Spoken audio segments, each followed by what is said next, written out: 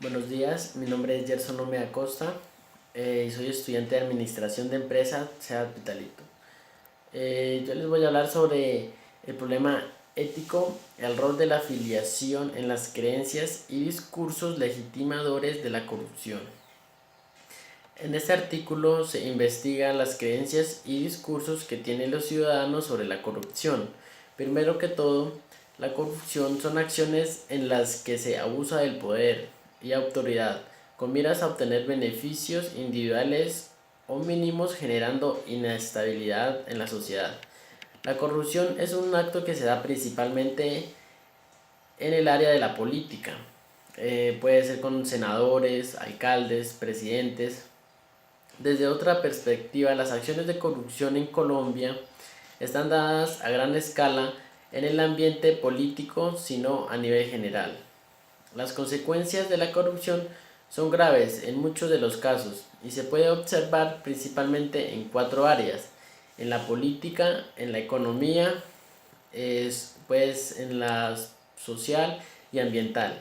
En primer lugar, en el caso de las consecuencias políticas, la corrupción es un obstáculo para la democracia. El primer tipo se denomina la corrupción grande. Es la que agrupan los actos corruptos de alto nivel en el gobierno que distorsionan las leyes o funcionamientos del Estado.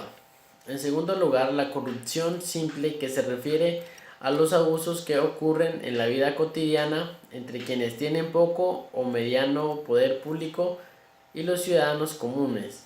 Estos abusos ocurren cuando las personas tratan de acceder a servicios básicos como los hospitales, las escuelas o la política, entre otros.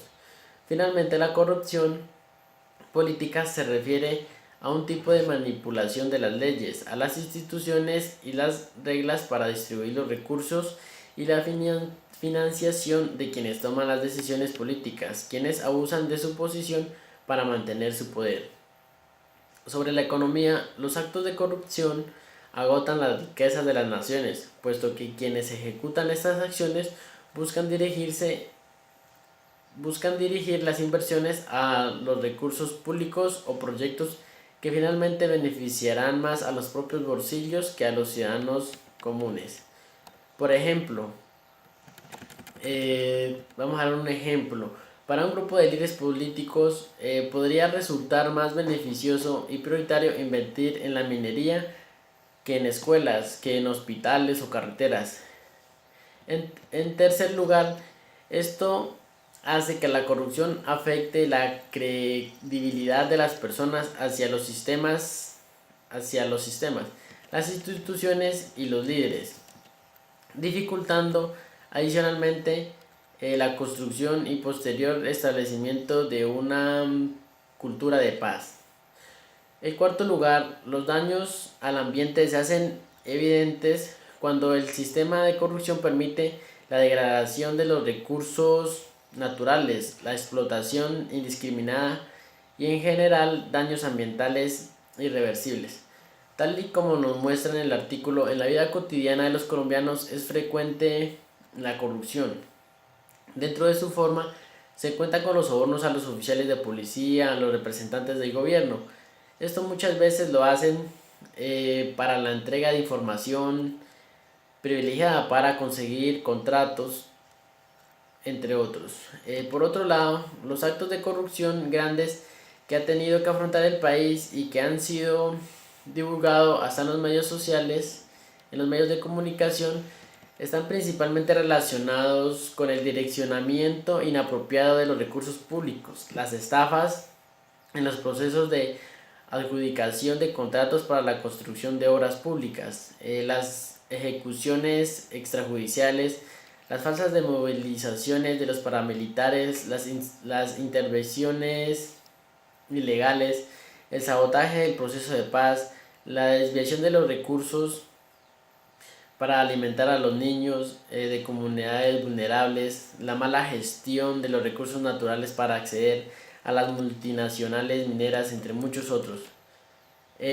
Para la solución de este problema ético, he llegado a la conclusión que el sistema judicial en Colombia es muy carente de reglamentos o normas que castiguen los actos de corrupción. Por esto se conlleva a que cualquier persona con poder o autoridad acceda a cometer tales acciones como robar dineros para su beneficio, puesto que con los castigos son minúsculos. A mi parecer, si hubiera un sistema judicial más bueno que castigue severamente a las personas que hacen corrupción, reduciríamos mucho principalmente la pobreza en este país. Los castigos pueden ser con cárcel, sin reducción de pena y hasta la misma pena de muerte, ya que a mi parecer ellos al momento de adueñarse de dineros que muchas veces van para la salud, alimentación de personas de bajos recursos, están acabando con muchas vidas de personas que realmente lo necesitan. La corrupción genera pobreza y convierte al país en un entorno inseguro.